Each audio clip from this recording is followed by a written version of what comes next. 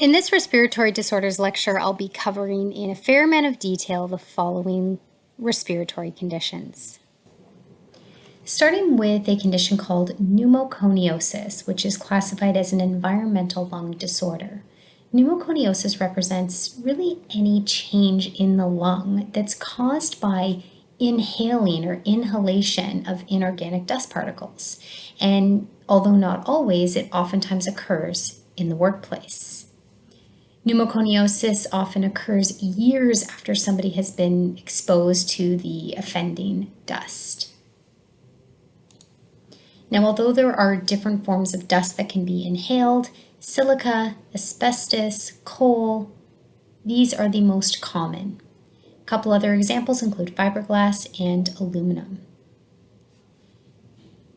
Deposition of these materials in the lungs is going to really promote this inflammatory response, leading to different names of the conditions. So these are specific types of pneumoconiosis depending on what the offending dust was. So if it's silica, it's silicosis. If it's asbestos, it's asbestosis. If it's coal, it's anthracosis. Osis referring to condition. So as I've already stated, the deposition of these materials, let's say for the example asbestos, the deposition of asbestos in the lungs is going to cause this release of pro-inflammatory cytokines. Remembering that cytokines are cell signaling molecules that can be pro-inflammatory in nature. Macrophages, think of these as like the Pac-Man of our immune system, these phagocytic cells that go around and consume foreign material. So this deposition is going to lead to this immune response, which ends up promoting inflammation. And although this can occur acutely, if somebody's exposed to it, that is asbestos, over a longer period of time, it can lead to a state of chronic inflammation because of that prolonged exposure. And that chronic inflammation can end up promoting the development of fibrotic tissue or fibrosis and scar formation. The fibrosis tends to really affect what we call the alveolo-capillary membrane, so thinking right down to the gas exchange structures that we know exist as part of the alveoli and the capillaries that surround them. And so this is going to make gas exchange more difficult.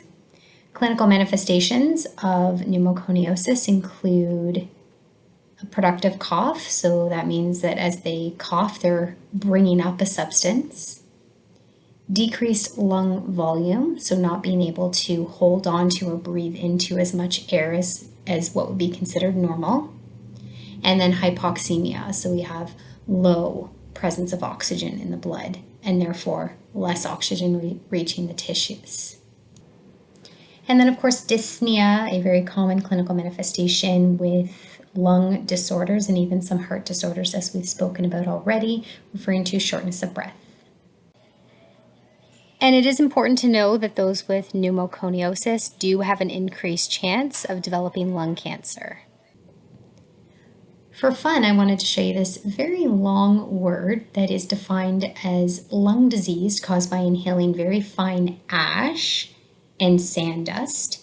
This condition is, I think it's about a 45 or so letter word, and I'll pronounce it for you now. It's pneumono-ultramicroscopic silicoconiosis. And while right now you might be thinking, wow, that was impressive, it isn't really if you break down the words. So we have pneumono, ultra, microscopic, silico, so relating to the sand dust, and volcano, ash, and then coniosis. And while I told you earlier, and have already told you in this course, that osis refers to condition or state, the word coniosis refers to really any of various diseases or conditions that's caused by dust inhalation. So I won't ask you anything about this slide, I just added it in there for fun. The next topic is mesothelioma. Mesothelioma, I want you to make note, is a type of cancer. Now, mesothelium or mesothelial tissue, and then oma referring to tumor, mesothelial tissue makes up the pleural membranes. Mesotheliomas are rare tumors that are associated with a particular type of dust exposure, with the most common dust exposure being asbestos. So please make note that mesothelioma is most likely caused, in probably 80% of cases, by asbestos exposure. So we can say then that somebody that has a form of pneumoconiosis that is more specifically as asbestosis, this can lead to the development of cancer. And the type of cancer that we're referring to in this case is mesothelioma. Our next online lecture is going to be discussing lung cancers. But the reason that this one is brought up here is because of its relationship to asbestos exposure, as already mentioned. So these rare tumors, these mesotheliomas that are associated with asbestos exposure, what's interesting about them is that somebody can be exposed for a period of time, and then 40 years later, after their exposure, they can be diagnosed with mesothelioma. So we can say then that there is a long latency period. That is the period of time where the person is exposed to the development of the condition that will bring upon signs and symptoms of this disease. Now the question is, would there be pain associated with mesothelioma? Would the person experience any form of chest pain that might make them go visit their doctor? You can see here the mesothelioma along the pleural lining of the lung. Well, in certain areas of the lung, a tumor present won't cause pain because of lack of pain receptors. But when it comes to mesothelioma affecting the pleural lining, the person would experience chest pain, and that's because of receptors that are found within the pleural membrane. They're also very likely to experience dyspnea, shortness of breath. Another reason they might feel pain is because, or I should say, when the mesothelioma progresses and starts to invade the chest wall. But even still, because of this long latency period before the person would have any clinical manifestations, early detection is difficult, even with known exposure.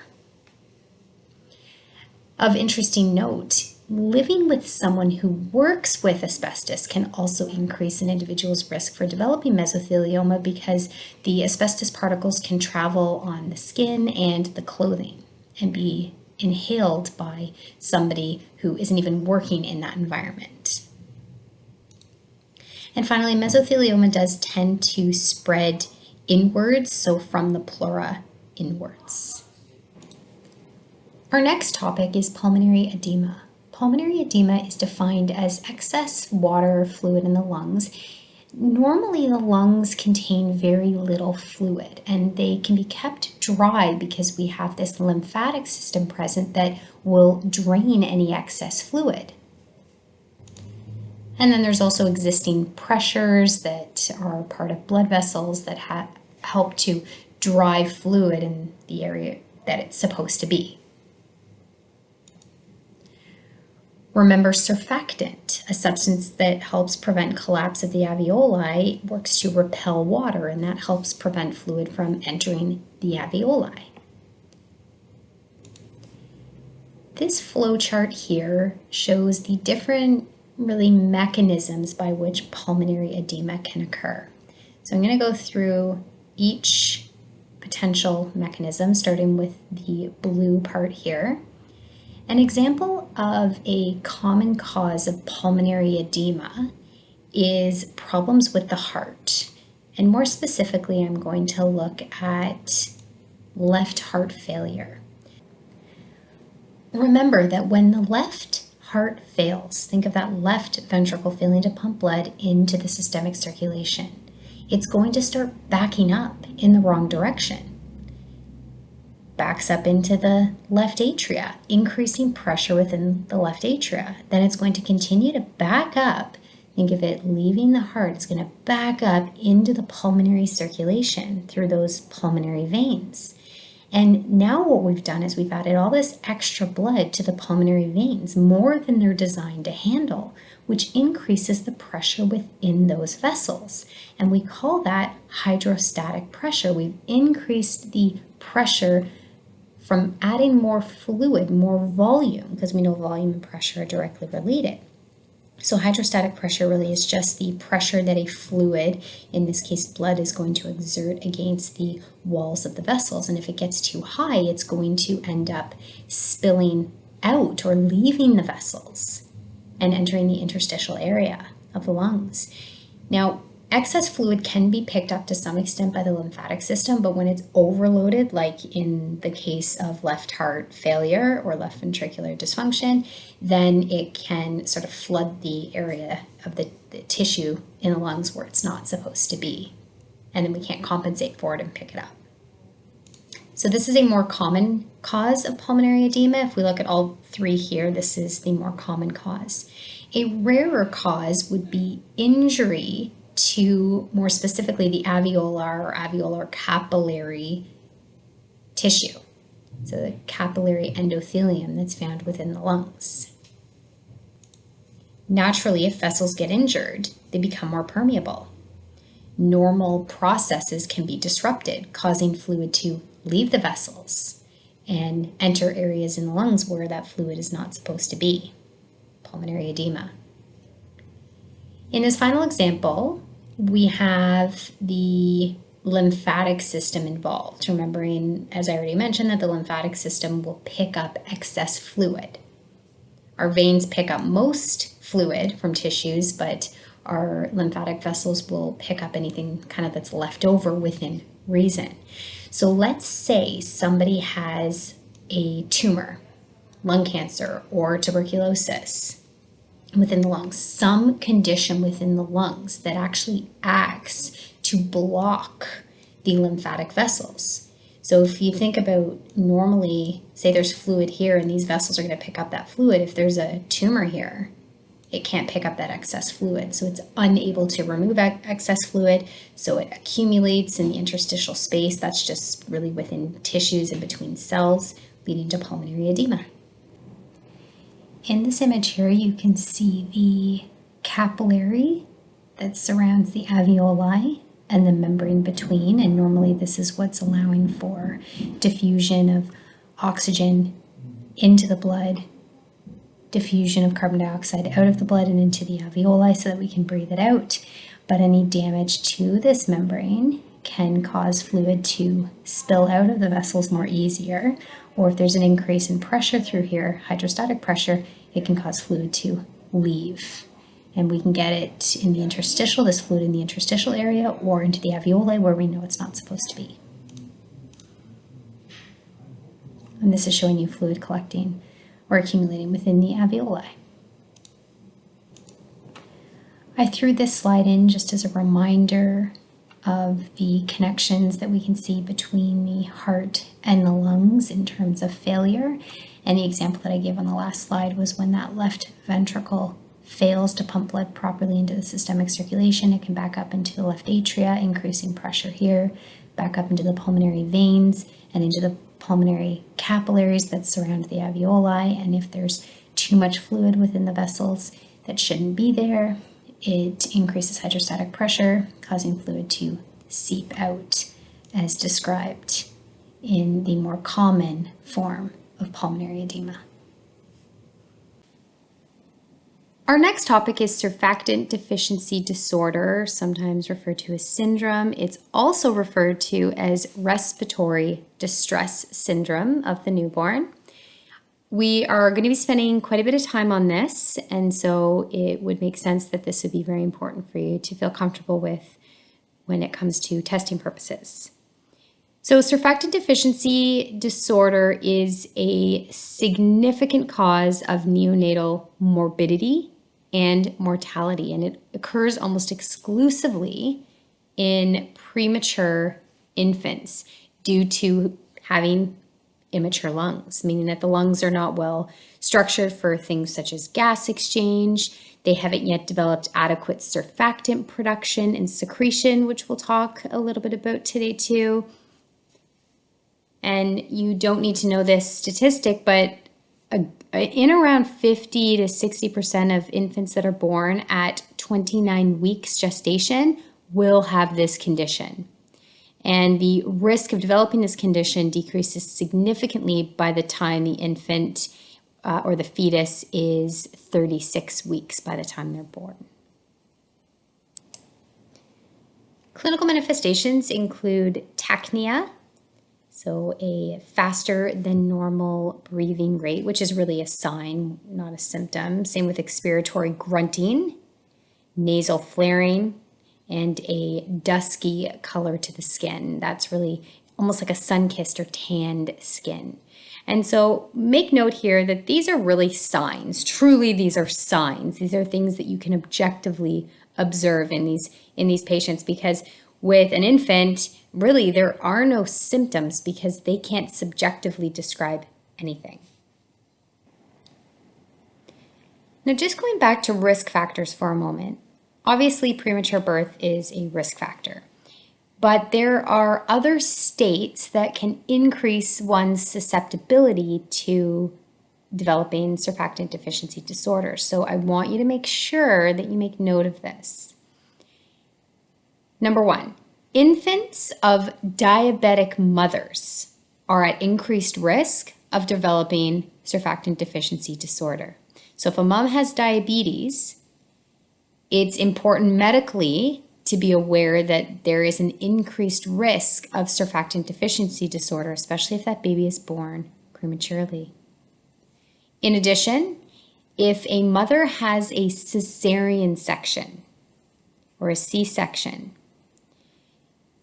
she is more likely to have a baby develop surfactant deficiency disorder. Now, there is an important detail that goes along with this. Sometimes women will have a cesarean section because they've labored for quite some time and they were unsuccessful in being able to deliver the baby without there being any additional concerns. In other cases, and this has become more common, women will electively choose a cesarean section. So what's the difference there? Well, the difference is in the laboring.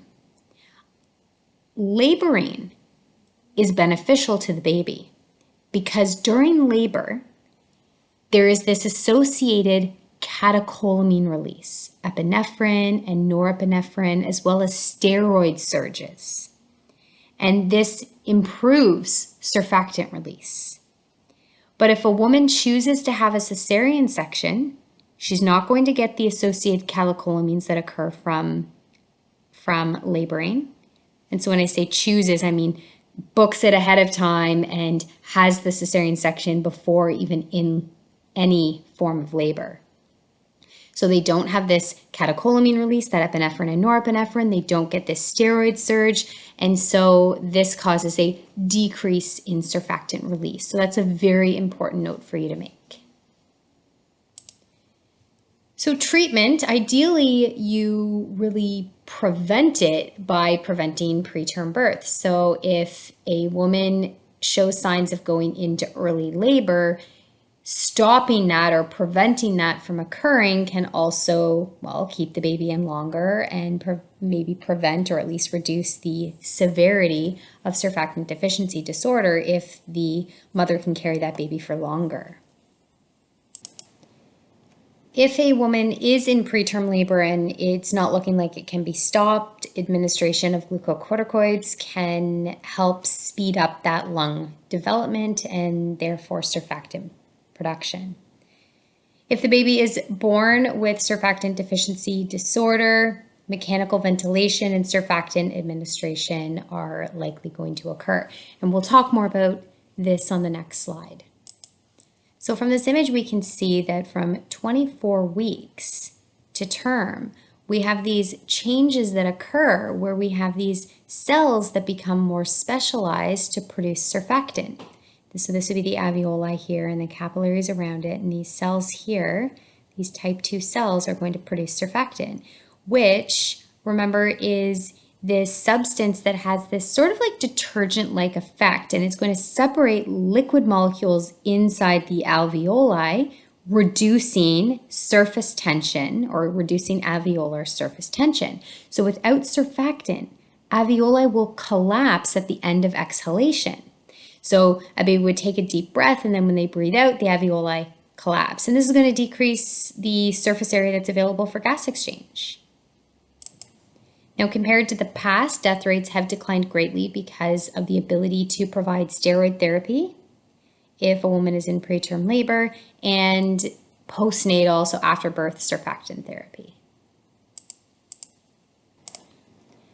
So continuing on with this topic, we have a premature birth. With a premature birth, we know that surfactant deficiency is a problem. Surfactant normally reduces alveolar surface tension, but without surfactant, so a surfactant deficiency, we have an increase in alveolar surface tension that causes the alveoli to collapse at the end of exhalation, as already mentioned. In addition to that, the lungs are just immature overall. Even the alveoli themselves are smaller and the walls are thicker. Their chest wall is also overly compliant, which doesn't favor the proper alveolar exchange that we need. So the net effect of this, and this is also important for you to know, the net effect of this occurring is atelectasis. And we've talked about atelectasis in an earlier lecture where I compared it to a pneumothorax. Atelectasis, remember, is a collapse of lung tissue. And so with atelectasis, it occurs when those tiny air sacs, those alveoli within the lung, become deflated in this case. And it can lead to significant breathing issues for the child. And that should make sense, right? If we know that we need these alveoli for gas exchange, but then a section of the lung collapses, then you're losing a significant area that would permit gas exchange. So let's look at some details here. With atelectasis, we know that this is going to lead to inadequate alveolar ventilation because the alveoli in this area have collapsed. Now, what happens with this? Well, inadequate alveolar ventilation is going to lead to hypoxemia and hypercapnia. What does that mean? Well, if we can't properly allow for the diffusion of oxygen and carbon dioxide in adequate amounts, then we're going to have low levels of oxygen in the blood. Similarly, if we can't get out the carbon dioxide and breathe it out as a waste product, so we can't get it to leave the capillaries and cross into the alveoli and then be breathed out, then it leads to hypercapnia, which is a high level of carbon dioxide in the blood. Now, low levels of oxygen and high levels of carbon dioxide can have systemic effects in the body, obviously, but if we look just at the level of the lungs themselves, there's going to be impaired cellular metabolism because there's not enough oxygen to properly allow those type 2 cells to produce surfactant. So any alveoli that have not yet collapsed are now going to have impaired cellular metabolism because of the other area of the lung that has collapsed, leading to a further reduction in surfactant production, causing that other area now of the lung to collapse or undergo atelectasis. Now, when your cells in your body don't have enough oxygen to use to make ATP, your body's going to make more lactic acid. And when this acid builds up within the blood, it is called lactic acidosis, a condition or state where lactic acid levels are higher than they should be. Respiratory acidosis can result because of the inability to get rid of carbon dioxide, and carbon dioxide is acidic in the blood, and this can lead to respiratory failure. Going back to inadequate alveolar ventilation, when a newborn is presenting with difficulty breathing, a ventilator may be used, and one of the risks with using a ventilator is that it can induce epithelial lung injury. So in trying to help the newborn, damage is also created, which can lead to respiratory failure. Now, damage to the epithelial tissue within the lungs from ventilation can also cause proteins and dead and damaged cells to leak into the air spaces, into the alveoli where they're not supposed to be. And this can give this sort of glassy appearance. And so they get the name hyaline membrane. Sometimes you'll even hear this condition referred to as hyaline membrane disease, hyaline referring to a glassy appearance. And this damaging the alveoli can lead to inactivation of these cells that would produce surfactant, causing further atelectasis. You can see an image here of a collapsed alveoli compared to one that is normally inflated. Atelectasis, remembering that that is really the main event that is the result of the immature lungs, can also cause some other concerning issues. And I'm going to look at this on the next slide. So I'm taking this section here and cutting it out and putting it on the next slide. Okay, so this section here is this part here. And so you could make a heading here of atelectasis. And so what we're looking at is some other effects that will occur with atelectasis in infants that are born prematurely and have surfactant deficiency syndrome. The reason that I've put this on a different slide and cut this part out is because I believe it will help with your understanding if I'm easily referencing this diagram. Collapse of the alveoli and the corresponding alveolar vessels due to the atelectasis can lead to an increase in pulmonary vascular resistance. So we need to try to understand using this diagram why that is. We know that the right side of the heart is going to pump blood into the pulmonary circulation via this pulmonary artery, where the blood will then be kind of dispersed really through all of the smaller vessels so that we can bring blood to all areas of the lung that have alveoli in order to best oxygenate the blood. Let's say there is collapse here. Just for simplicity, I'm going to say collapse right here. As the blood moves through here and disperses in all the different directions, it's going to be nice and happy, except for blood moving in this direction. It's going to have resistance. Still going to be able to travel there, but not very effectively. And the alveoli, even if the blood does get there, the alveoli that has collapsed is not going to be able to allow for gas exchange to occur. So why do we see resistance? Well, the blood can't get there as easy as it normally could. There's resistance. So we call that an increase in pulmonary vascular resistance. So what are we going to see occur here? Well, this area of the lung in this example that has undergone atelectasis or has collapsed is going to be underperfused. It's not going to get as much blood as it should because there's resistance. It can't get there as easily. And even the blood that gets there, as we know, it's not going to be able to be oxygenated because of that malfunctioning area of alveoli. And we call this pulmonary hypoperfusion, a reduction in how well we're able to perfuse with blood this area to permit gas exchange. So what we can really say here is that the alveoli are not being perfused properly, and they are going to themselves experience hypoxia, because there isn't going to be the proper exchange of oxygen and carbon dioxide to allow the alveoli in the area to get their own blood supply. And so what will occur in this case of now alveolar hypoxia is this physiologic phenomenon called hypoxic vasoconstriction. I would really encourage you to star this. This is very important. So what is hypoxic vasoconstriction? This is a reflex contraction of the vascular smooth muscle. But what does that do and why does it happen? Well, let's back up for a moment. The right ventricle tries to pump blood as usual into the pulmonary circulation, but it experiences a roadblock here, leading to what we spoke about with the hypoperfusion and alveolar hypoxia. And so this physiologic phenomenon, hypoxic vasoconstriction, is going to allow the body to divert blood to healthier lung tissue.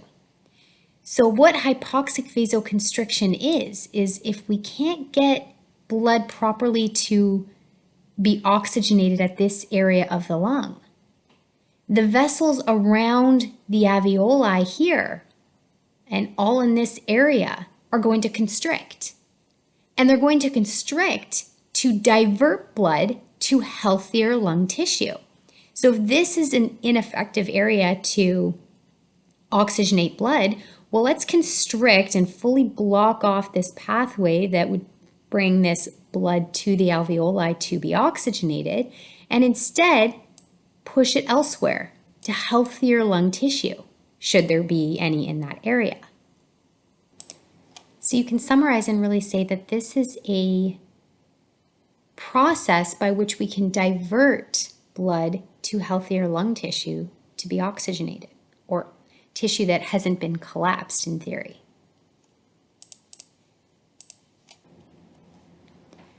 So this increase in pulmonary vascular resistance and this vasoconstriction is all going to mean that the right ventricle has to work that much harder to achieve the same thing, to push blood into the pulmonary circulation. Now it has that resistance because of the vasoconstriction and the atelectasis, as already discussed. But remember from our discussion on congenital heart disorders when we looked at the fetal circulation, and we talked about how in utero, the right side of the heart is under higher pressure than the left side of the heart, which allows for bypassing of the lungs. Remember that under normal circumstances, we have the ductus arteriosus, that opening between the pulmonary artery and the aorta. And we also have, which is hard to show here, but that foramen ovale, that opening between the right and left atria. Now, I told you in that lecture that they will functionally close until around 9 months of age.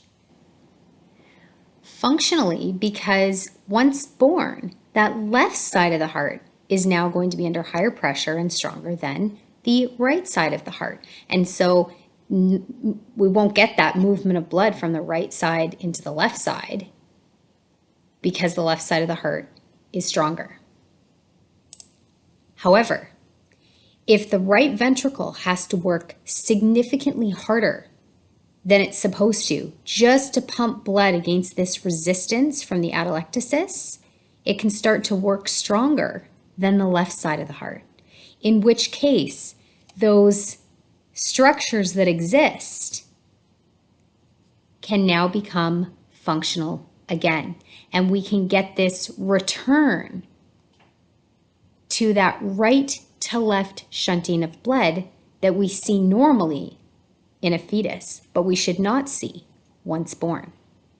And again, there's that patent ductus arteriosus and foramen ovale that have become functional again.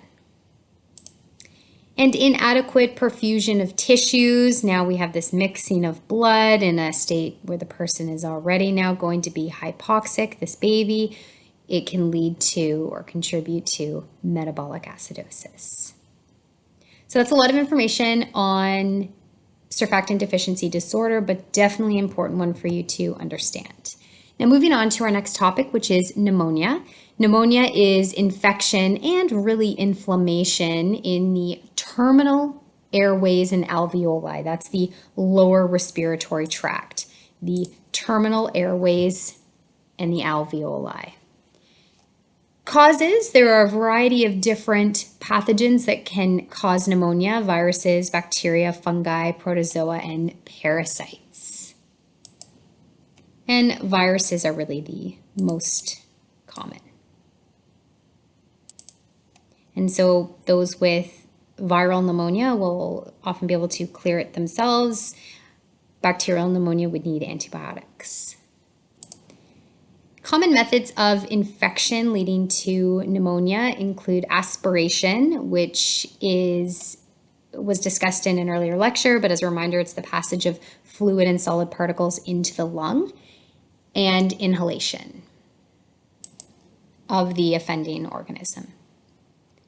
We can classify pneumonia as being community-acquired pneumonia or healthcare-associated pneumonia. Community-acquired is obvious. That's just something that you can get within your community when you're exposed to somebody who passes on that pathogen. And then healthcare-associated, an example would be a hospital-acquired infection. And we defined this as being a nosocomial infection. And it's more commonly seen in people who are immunocompromised or hospitalized for long periods of time. So we're going to talk a bit more about this on the next slide, but I just wanted to go back to aspiration here for a moment. Aspirating oropharyngeal secretions is a common route of lower respiratory tract infections, meaning some sort of infection within the oropharynx, maybe even within the nasopharynx, can bring the pathogen into the lower airways. A fun but kind of gross fact about inhalation, so that would be inhaling a pathogen that someone that is sick around you passes on by coughing or sneezing or close talking. A typical sneeze can resemble a turbulent jet and can travel up to 25 feet in nearly 22 seconds. The most widely accepted safe distance is 6 feet, and that's what we saw a lot when we talked about COVID, or when the world has talked about COVID, is that 6 feet distance. But really, based on what I just told you, germs can travel much further than that. And it's really a conical spread too, from the person in a cone shape. I'm going to speak now about bacterial pneumonia, and we'll look at the pathophysiology of its development, and we would call this pneumococcal pneumonia. So to back up, the most common cause of bacterial pneumonia is caused by a microorganism, Streptococcus pneumoniae, shown here. Pneumonia caused by this bacteria then is called pneumococcal pneumonia. And so in this example, it's evident that your first line of defense, which would be coughing or what we call mucociliary clearance, where mucus and cilia try to clear any pathogens, they failed. And because they failed, the lungs have been invaded, the lower airways. The next line of defense is epithelial cells that are directly in and lining your airway, and so they'll recognize some of the pathogens directly. We'll have alveolar macrophages that are really considered the most important guardian of our airways. The macrophages, what they'll do is they're going to present the pathogen to what you might recall as our adaptive immune system. And this will initiate a response, and that response is inflammatory. And so we're going to have neutrophils and other inflammatory mediators that are going to be present, but they inadvertently damage the membranes, causing accumulation of these substances, along with bacteria accumulating in red blood cells and things like other infectious debris and even toxins that are secreted from the bacteria. They sort of all accumulate in this area. And so this inflammatory response leads to what's called red hepatization, where the lungs actually start to look like a liver. Hepat refers to liver, and it has a reddish color to it. And that, again, is because of all this accumulation that we talked about that can accumulate within the alveoli. So all this fluid and blood and toxins within the alveoli. And so instead of having these air-filled alveoli, they're filled with a material that is not air, and it causes consolidation of the lung. So we're losing those air-filled spaces. Over time, though, as the body tries to clean up the area, and the white blood cells are infiltrating, then it will start to turn gray as the red blood cells that are present within the alveoli start to disintegrate, and so the color changes from that red to gray. And so there's active phagocytosis occurring and deposition of fibrin along the pleural surfaces. Fibrin deposition can be characteristic of acute lung injury. Eventually and hopefully, the infection will be resolved with the help of antibiotics. Next up is tuberculosis. Tuberculosis is an infection that's caused by Mycobacterium tuberculosis, and this bacteria typically affects the lungs. It is an acid-fast bacillus. It's gram-positive, rod-shaped. It's considered highly contagious, and it's transmitted from one person to another by inhalation of airborne droplets. So in those that are susceptible, when the bacteria is brought into the lungs, macrophages will phagocytose the bacteria, and that is part of how our immune system works. These macrophages, like Pac-Men, go around and clean up anything that shouldn't be there, but the problem with this bacteria is the macrophage can eat it, but it's not able to digest and break it down as they normally would. Thinking back to things like lysosomes with powerful digestive enzymes that are found within macrophages. But the bacteria resist that. And so the macrophages, they will fill with this unbroken down or undigested bacteria. So the infection is not cleared up, but our body's still trying to contain it or isolate it. But even still, the bacteria found within the macrophage that I said will resist those powerful digestive enzymes to break it down, have the ability to multiply within the cell itself. And then they'll transit themselves into this stage of dormancy, still resistant to our own defenses, but also drug treatment. Macrophages will form a granuloma nodule, which is really just immune cells that have clumped together and created a nodule, really isolating the bacteria or containing the bacteria. The nodule created by these immune cells can really grow in size into a sort of differentiated macrophagy, which is an epithelioid cell, and these are more specialized in taking up debris. So the body is certainly trying. Now, the other event that can occur is you can have cells that merge together to form an even bigger cell, what we call a multinucleated giant cell.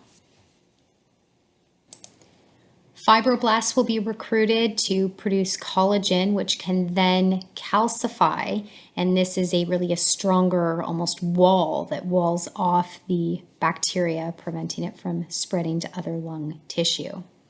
And what we're left with is this granulomatous lesion that's called a tubercle, and it looks like a tubercle when it's viewed on X-ray as well. And we can see it on X-ray because of that calcification. Now, within this tubercle, there is lung tissue that was once healthy and now it's infected, and those cells will die and undergo necrosis, but the specific type of necrosis is called caseous necrosis, which is like a cheese-like material. And under certain circumstances, the granuloma can erupt and cause the Mycobacterium tuberculosis to be released into the atmosphere during breathing. And it's that tubercle formation that contributes to the name of the condition. So a little bit more on the next slide. This slide might look a little bit intimidating, but most of what I'm going to discuss is review and only a few additional concepts. This is representing the airway Within the airway, we have these resident macrophages that are living there and ready to attack anything foreign that comes into the airways. In this case, what entered the airways is Mycobacterium, and it's going to phagocytose it. And we can see here that the Mycobacterium is within the macrophage, and it's resisting the digestive process within the macrophage. Later on, we'll see this big clump of cells that forms, trying to really wall off and isolate the bacteria that is within those infected macrophages here. So these are all part of our immune system around here. Eventually, some of the pathophysiologic changes that are occurring include this fibrous cuff formation that calcifies. And it could remain like that, or under certain circumstances, it can be broken open and those mycobacteria become free. Remembering that on the inside here, over time, this tissue in here of the lung is necrotic. That caseous necrosis is what you need to be aware of, caseous necrosis. That it has a cheese-like appearance when it's seen on imaging. And it can be free and be coughed out and infect somebody else. One of the key features in keeping it isolated is making sure that the immune system is intact, but when the immune system is compromised, that's when the bacteria can break free. Looking at this image here, we have two different forms of tuberculosis. Primary tuberculosis, which is what we've really been talking about, is a cell-mediated hypersensitivity response, if you remember back to learning about hypersensitivities. The granuloma can form, and then a new term here in this lecture is a Gone complex. A Gone complex is scar tissue that forms around the tubercle. And then it becomes this healed dormant lesion, which, as already mentioned, can be reactivated. In some cases, it can even lead to progression, or what we call disseminated tuberculosis, where it's no longer contained in one area and can spread. And this event can also occur even before a healed dormant lesion forms, depending on the person's immune response. So this is really secondary tuberculosis. Another method of secondary tuberculosis is being reinfected with tuberculosis. So a smaller proportion of people who develop secondary tuberculosis do so after getting infected a second time, or reinfection.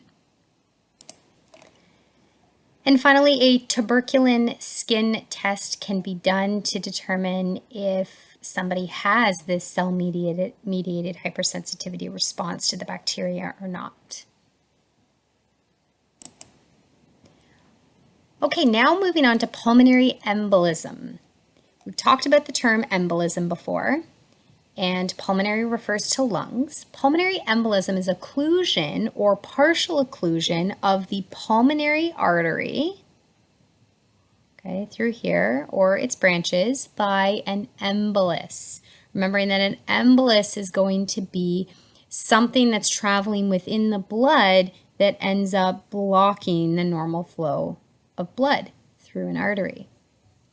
Pulmonary embolisms most commonly occur from a clot that has broken off and traveled to the lungs, most commonly from the deeper veins within the leg. The term deep vein thrombosis, which we've talked about in this course already. So what can happen is, within a deep vein within the lower part of the leg, so the area of the calf, a clot can form, so thrombus formation, and part of this clot can break off, so dislodgement, and it can travel, let's say this is a leg muscle, it can travel then through the venous system, be brought in the heart, travel to the lungs, and then eventually the vessels get smaller and smaller and smaller, and it gets jammed. And of course, it's not just a clot that can travel to the lungs. It can be any substance that's traveling within the blood that shouldn't be there. And this is an example here showing you the movement of a substance into the pulmonary circulation, and it gets jammed here. And that means that there's going to be a reduction in blood flow past that area. Now, as a result of the thrombus being lodged in the pulmonary circulation, there's going to be a whole variety of different events that are going to occur, including a release of neurohumoral and inflammatory substances. So when we say neurohumoral substances, there are many. I'll just give you some examples. Catecholamines, we talked about epinephrine and norepinephrine before, even serotonin and histamine. I won't ask you those specific two, but just to give you an idea. And a variety of different inflammatory mediators such as, and you don't need to write this down, but endothelin and leukotrienes, terms I'm sure you've heard before. So that's just to give you an idea. Some of the events that can occur as well include a reduction in surfactant production in that area, which means lung tissue can collapse, which we know is called atelectasis. Now, thinking back to what we've spoken about earlier, where if you have a blockage here, whatever the cause is, now the right ventricle has to work that much harder, or at least it thinks it does, to push blood past that obstruction. And so that's going to cause an increase in pulmonary artery pressure. Because if blood doesn't get past this point, it backs up. And when we have an increase in volume within a structure, so the pulmonary arteries, it's going to lead to an increase in pressure. Now we have an increase in afterload that right ventricle must overcome to push past that obstruction. Now recall a term that I've said is very important. It's this physiologic phenomenon, hypoxic vasoconstriction, that I've already spoken about. And to remind you of what I've already stated is that when there is this state of hypoxia, because we're not properly oxygenating blood, what's going to happen is you're going to get widespread vasoconstriction in that area to divert blood to healthier lung tissue to be oxygenated. Now, this will have negative effects because it's going to further increase pulmonary artery pressure for the same reason already mentioned, that if you're constricting vessels through here, it's going to cause the backup of blood, increasing volume in that area, which increases pressure. And that is very straining on the right side of the heart. And finally, pulmonary edema can occur, and there's a number of reasons why this might occur, and it can really vary depending on the situation.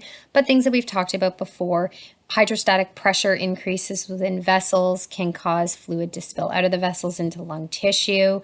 There can be changes in permeability of the vessels where they can become more porous due to all the changes that are occurring during these events.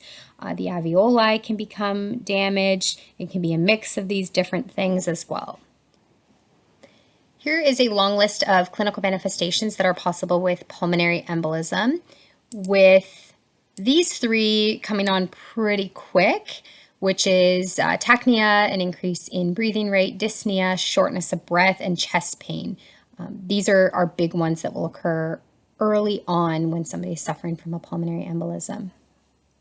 An increase in dead space, so that's areas within the lung that are not able to allow for the exchange of oxygen and carbon dioxide. Ventilation perfusion imbalances, changes or reductions in partial pressure of oxygen. In the worser outcomes, you can see pulmonary infarction, where you have death of lung tissue. I spoke about pulmonary hypertension. Now, if we can't get blood to move through an area that has been obstructed because of, let's say, pulmonary edema and atelectasis and the other events occurring with a pulmonary embolism, it means less is going to be returning to the left side of the heart, which means less is going to be pumped out. And so that's where we can get a reduction in cardiac output. Systemic hypotension, this is just referring to if we put less volume into the systemic circulation, then it reduces pressure. So this is low blood pressure. And if we're putting out a low enough amount of oxygenated blood into the body, shock can ensue.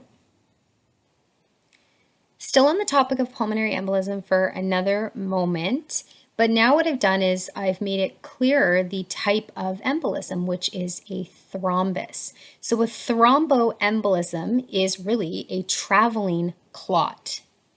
The most common cause is a deep vein clot or deep vein thrombosis within the lower leg, thigh, or pelvis.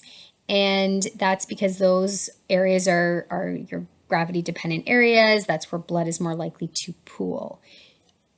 DVTs are also more likely to occur post-surgery, or if somebody has been immobile for a while, or if they've had some sort of injury. For example, if somebody fractures their pelvis and then has surgery and they're immobile, they are at increased risk of developing a deep vein thrombosis, so that needs to be kept in mind. Size does matter. If you have a large embolus, say a large clot, it can block larger vessels and it's going to cause more issues because it's going to block everything downstream. I want you to think of a lake, and then off this lake, we're going to have all these different smaller lakes that branch off of it. So it sort of looks like a tree. If I block the main entrance to the big lake, everything downstream that lake, as well as all the smaller lakes, are going to be affected. But if I just block one of the smaller lakes, then the other ones are going to be okay. Sometimes a smaller emboli can dissolve spontaneously because our body has these anti-clotting factors that are present that help keep us healthy. And so a small enough clot can be dissolved by our own body mechanisms. Next up in our topic of lung disorders is cystic fibrosis. Sometimes this condition is included in the genetic diseases lectures, and other times it's part of the respiratory or both. Cystic fibrosis is an autosomal recessive disease. Autosomal referring to affecting one of the first 22 chromosomes. In this case, we'll look at specifically chromosome 7, remembering that the 23rd is the sex chromosome. So these guys are all autosomes. Recessive, referring to the fact that you need to inherit a copy of this diseased gene from both of your parents in order to have it yourself.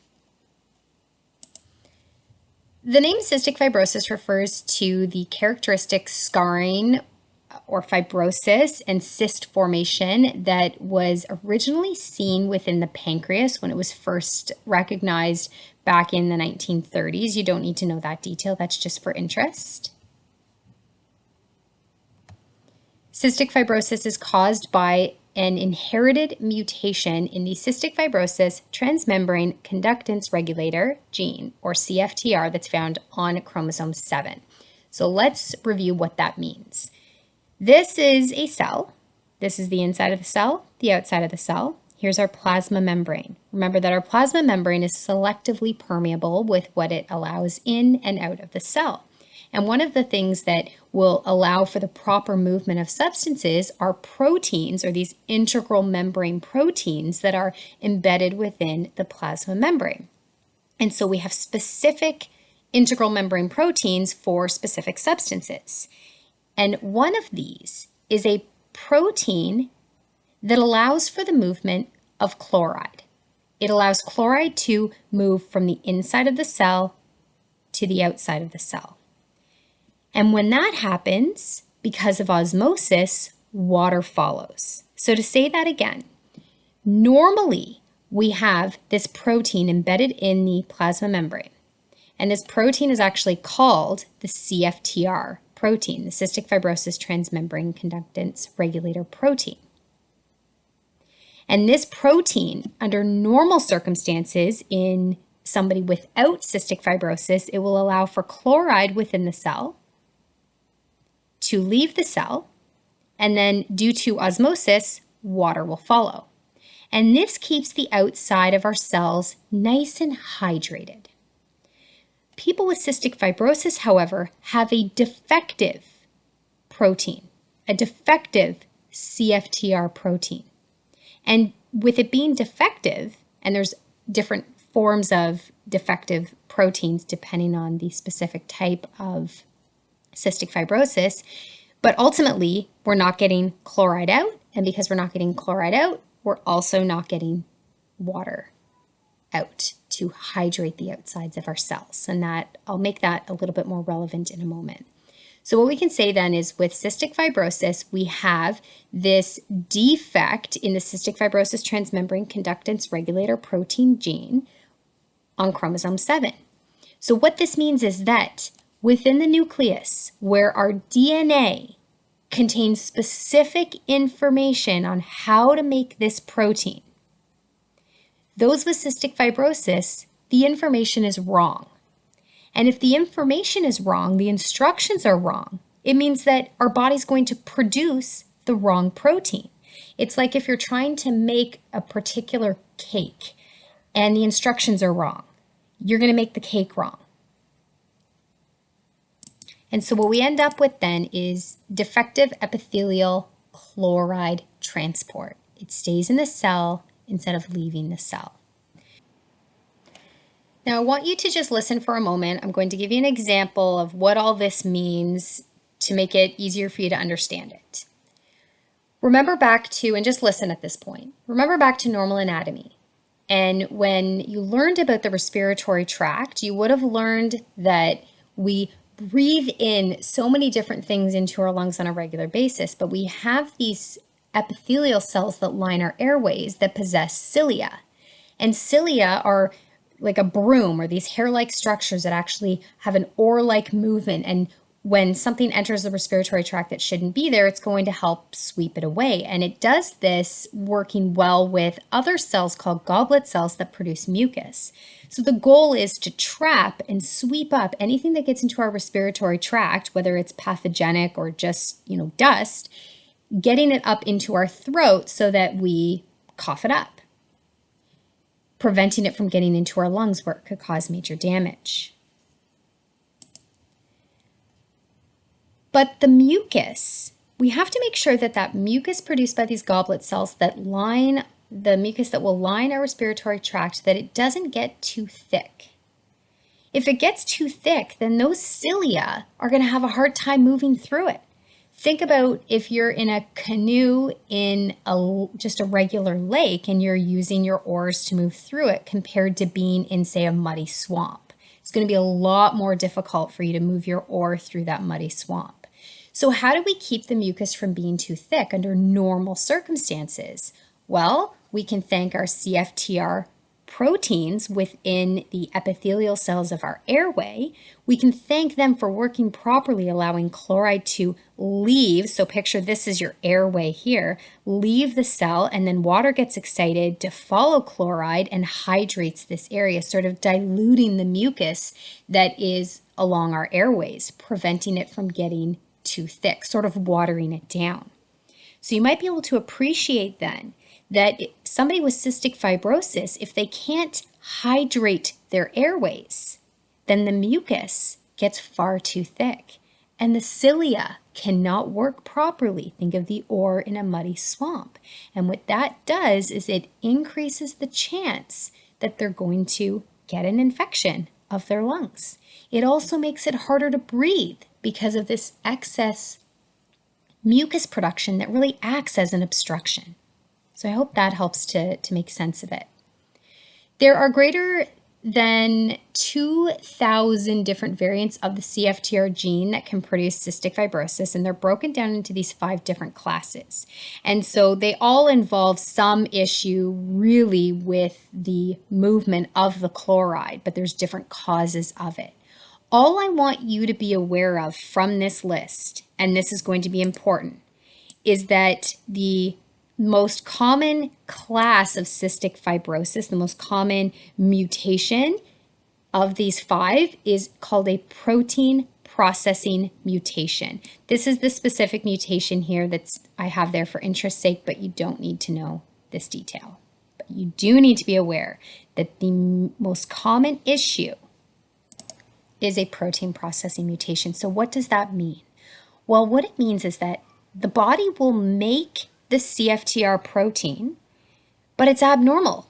right? It's like that abnormal cake because you didn't follow, the instructions were incorrect that you were following.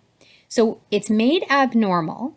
And so when it's made, so let's think of this cell here, okay, the nucleus here that has the information. Think back to transcription and translation, and the ribosome makes the protein, makes the CFTR protein, but it did it incorrectly.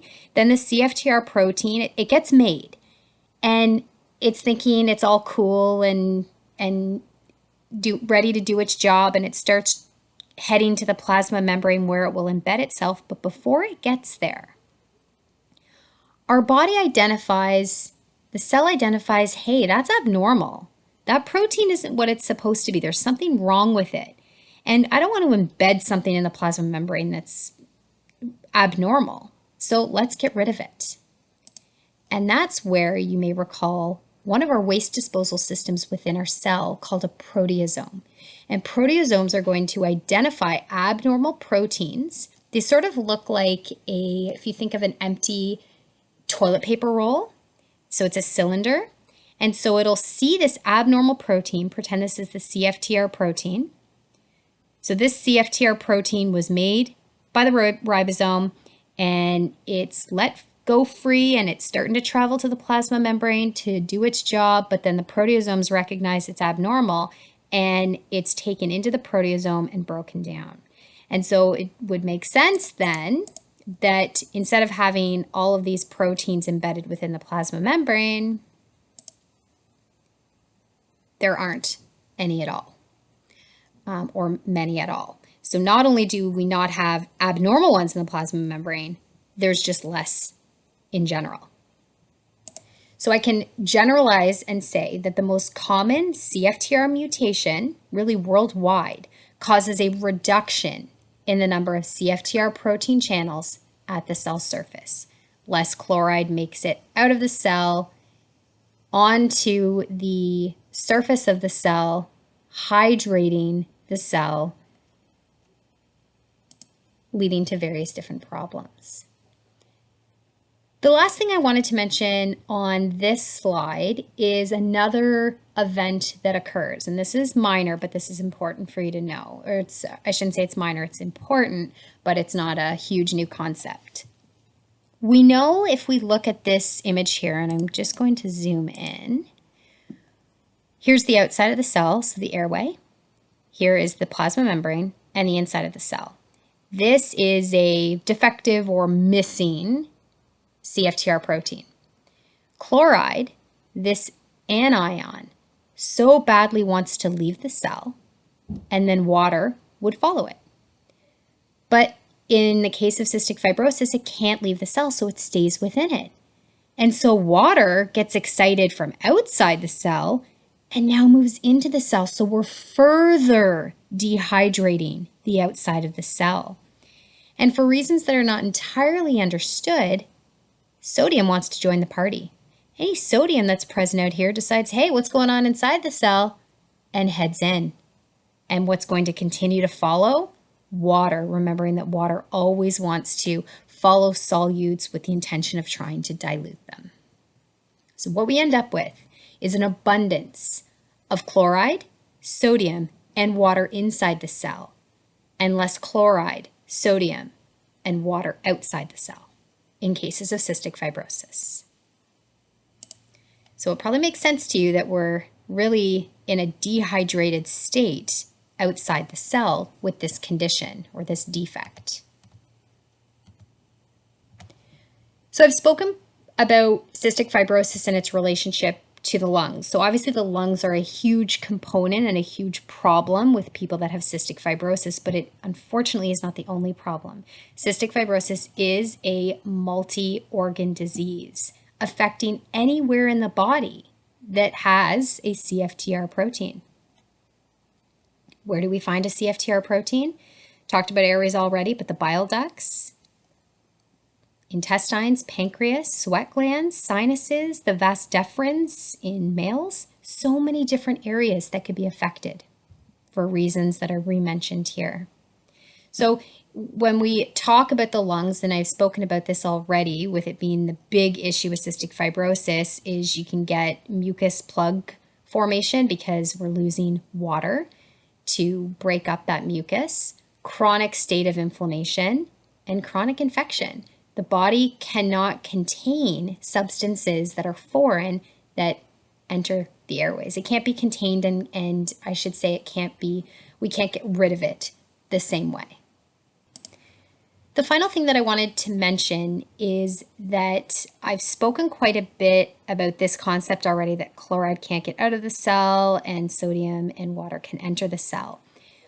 The sweat glands, it's just a little bit different. Think of the sweat glands as it being in reverse, where instead chloride is stuck on the outside of the cell, sodium is stuck on the outside of the cell, and water is stuck on the outside of the cell. So this is with sweat glands. And so people that have cystic fibrosis are more likely to sweat more and have very salty sweat, remembering that sodium chloride is salt. And so there's a sweat test that can be done to determine the salt content of a person's sweat. And depending on the numbers that are recorded, can explain or at least give an idea of how under control or not under control, or how severe the person's cystic fibrosis is. Okay, that's the end of today's lecture. I did include a video on the next slide to show you the mutant CFTR gene versus a functioning CFTR gene. So what you'll see in this video, if you watch it, is that, and it's really only the first part that you should watch, is that this is representing the inside of the cell in the lungs. And this is the CFTR protein that's mutant, and this is functioning. And what we want to see happen is these chloride ions leaving through the CFTR protein and going outside the cell, which is really lining the airways, and then water will follow. But what we see with the mutant one is the chloride remains within the cell, and so water does also, and then we know that sodium will also follow. So please be aware of these details for testing purposes. Thanks so much for your time. Bye for now.